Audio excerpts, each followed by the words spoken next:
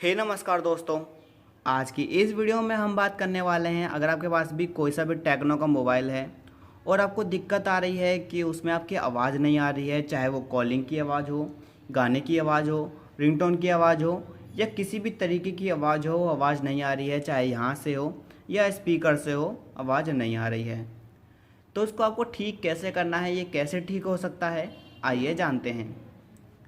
सबसे पहले आपको चेक करना है, यहाँ पे आपको अपना फ़ोन में चेक करना, मैं आपको दिखा देता हूँ। यहाँ पे अगर आपने फ़ोन में अपने ईयरफोन नहीं लगा रखा है यानी लीड नहीं लगा रखी है, तब भी आपको ये दिक्कत देखने को मिल रही है। यहाँ पे हेडफोन बना हुआ आ रहा है, मतलब आपका हेडफोन मोड लग चुका है। आपको इसे कैसे रिमूव करना है मैं आपको बताता हूँ। इसके लिए मैंने एक वीडियो बनाई है, आप उसे देख सकते हैं और चेक कर सकते हैं। अगर तब भी आपकी दिक्कत ठीक नहीं होती है और आवाज़ नहीं आती है, तो यहाँ पे आप अपने फ़ोन को एक बार रीसेट कर लीजिए।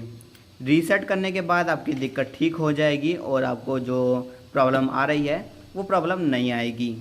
तो वीडियो पसंद आए वीडियो को लाइक करें और डिस्क्रिप्शन चेक करना मत भूलिएगा।